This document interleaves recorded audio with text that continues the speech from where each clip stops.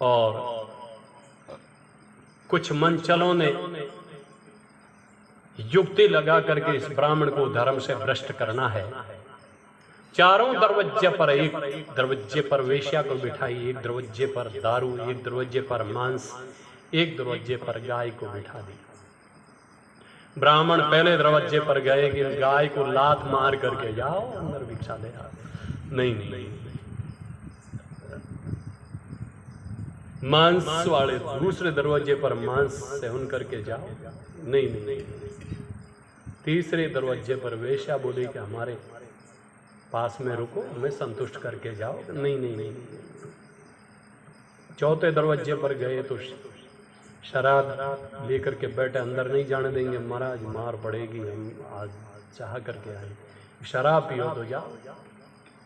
ब्राह्मण ने सोचा इसमें क्या है, जड़ी बूटियों से बना हुआ है, मांस में तो जीवनसा होती है, ये पी लेना तो क्या है, भिक्षा तो लानी पड़ेगी, दूसरा कोई साधन नहीं।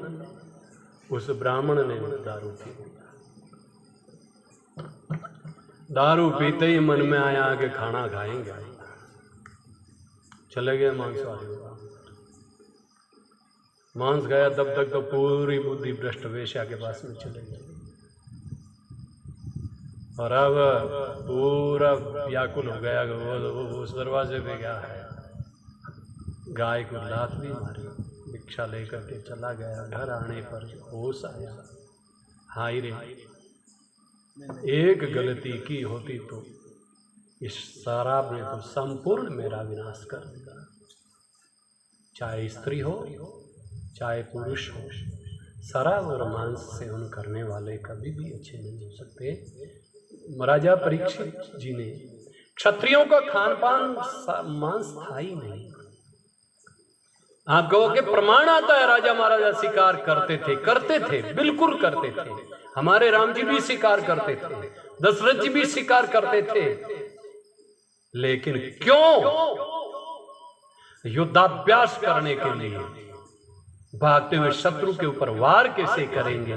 सबसे तेज भागने वाले हिरण थे, और वह राजा इतने तपस्वी होते, जो मृग उनके हाथों से मारे जाते, उस मृग की मुक्ति होती, भगवत धाम जाता था, और वो मृग चरम ला करके संतों को देते थे, उस पर भजन करते थे, संतों हिरण की मुक्ति हो जाती थी।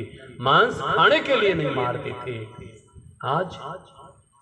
आज तो चट्टोरों ने सब कुछ भ्रष्ट कर दिया।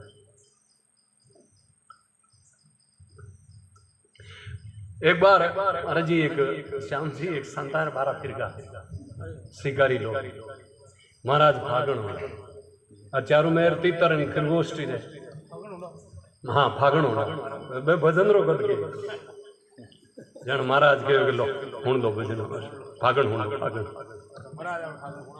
जन महाराज फागण गायो। हिरण ने खरगोश धारो कई माल खायो रे,